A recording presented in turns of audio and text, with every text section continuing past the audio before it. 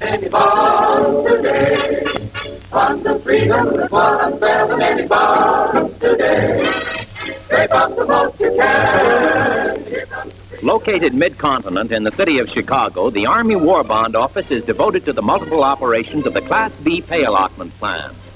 Officially in operation since April 1st, 1943, millions of bonds have already passed through its vast mail rooms, always exactly on time.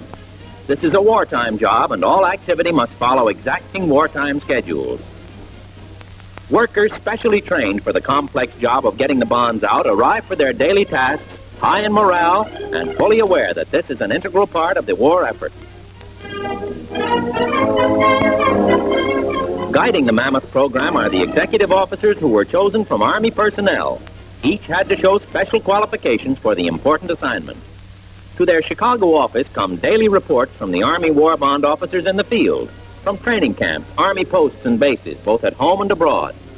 They have the entire Class B plan simplified so that one glance at this all-embracing chart reveals the 4 major bond groupings and how the allotments work. They're well informed as to the status of each group. Only 42% of the applications are for $25 bonds. The majority are for larger denominations.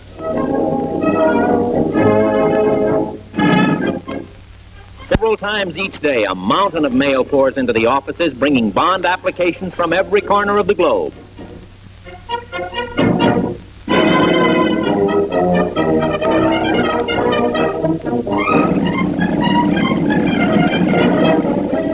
After sorting into baskets according to departments, the mail passes on to automatic letter openers capable of cutting open 12,000 letters an hour.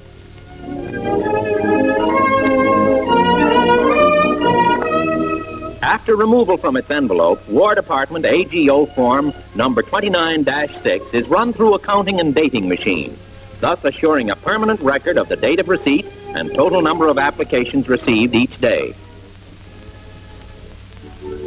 The incoming mail also includes its share of unclaimed bonds, returned mainly because the owners or co-owners failed to send notifications of change in address.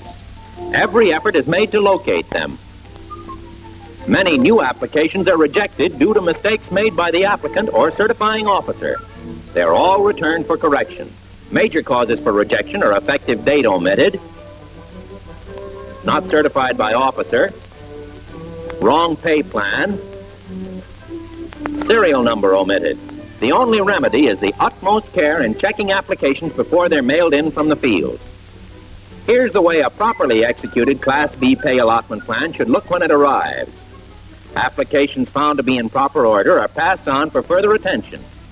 We're at the graphotype section where plates are cut for the addressograph machine. The following information is punched out on the plates: name of purchaser, name of co-owner or beneficiary, name and address of addressee, Army serial number, pay plan, purchase price of bond, and issuance date. 75,000 plates per day is the proud output. Identification by this method is foolproof because the serial number on the plate corresponds with the soldier's identification tag. Next, the addressograph machines, which run off 3x5 cards from the embossed plates. Again, the procedure is simple. 2 sets of cards are printed, one on white paper, the other on salmon-colored paper. The completely automatic machines turn out approximately 3,000 of these cards an hour. They'll go into separate files and carry the exact imprint as it'll appear on the bond when issued. The painstaking work continues at the verification section. Here, the imprinted cards are checked against the original allotment application, thus making sure that the required information has been embossed on the plate. Errors, of course, require the stamping of a new plate. Following verification, the plate is imprinted in the corner of the application, which is then filed.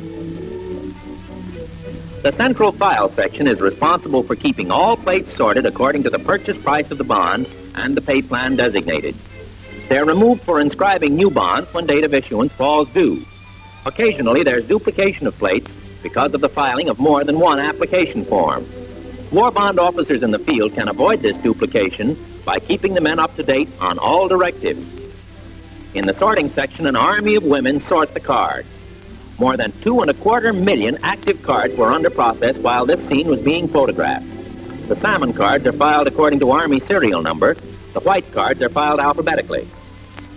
This is the section of the alphabetical files register where the indexing is broken down so expertly that any applicant's record can be located and searched in a few minutes. The correspondence section, where a large staff answers the 2,000 letters and cablegrams coming in each day. Outside of the Treasury Department itself, the Army War Bond Office stores more bonds than any other single agency. When ready to be issued, the bonds are moved from the vault to the bond inscription section. They're packaged in stacks of 1,000, each numbered serially, and accompanied by a Treasury receipt stub with a corresponding serial number.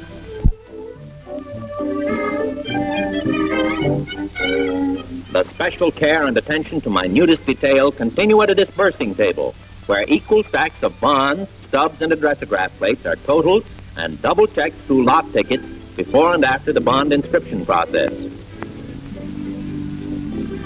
Since they're of uniform thickness, it's possible to count the plates simply by using a calibrated wheel.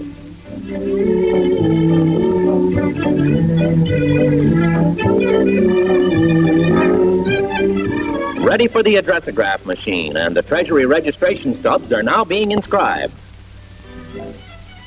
The total number of stubs in each batch running through the machine is registered on a tabulating device. This total must tally with the lot tickets. After the bond has been issued, each Treasury receipt is validated and eventually goes to the Treasury Department vault for filing. The inscribing of the bonds with the addressograph plates is done in a competitive setting. The girls actually battle it out for first honors, and you're now looking at a champion. She handles the imprinting end of the job, while her teammate checks the stubs against the bonds to see that serial number and name match. A team averages 8,000 to 10,000 inscriptions a day. Before they're official, the bonds must be validated. 6,000 bonds an hour is the capacity of these machines.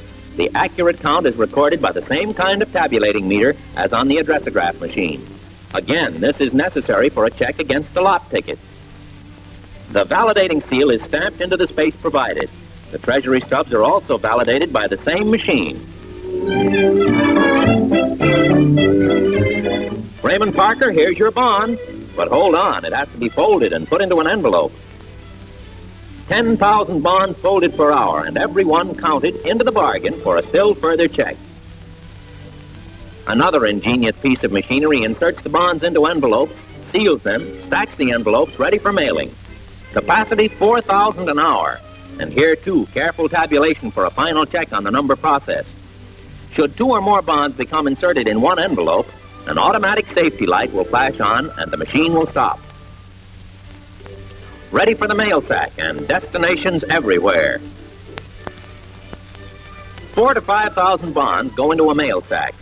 The approximate daily capacity on a 2-shift basis is 350,000 bonds mailed per day. But the job's not completed yet. In another department, the Treasury receipt stubs are being fed to a Recordac machine, which photographs them on 16mm film. The original negative is sent to the National Archives in Washington. A positive print remains with the Chicago War Bond Office for reference. Whenever necessary, the films may be projected by means of a Recordac viewer. The amount of valuable space saved through storing vital records in this manner is obvious.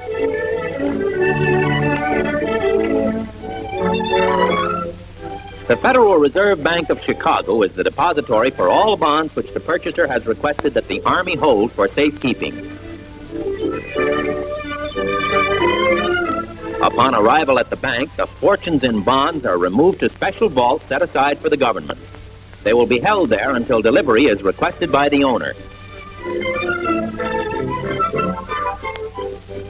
A multi-million-dollar transaction. The finance officer of the 6th Service Command must issue checks payable to the United States Treasury for bonds issued during specified periods.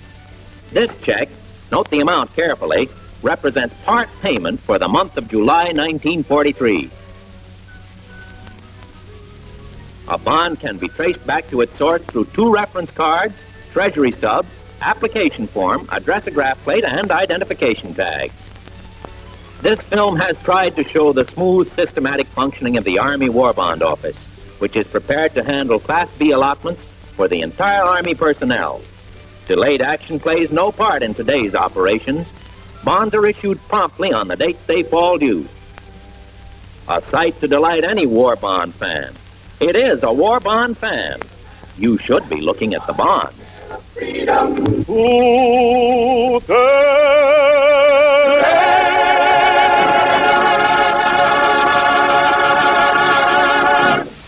If you enjoyed that, you may enjoy some of my other World War II videos.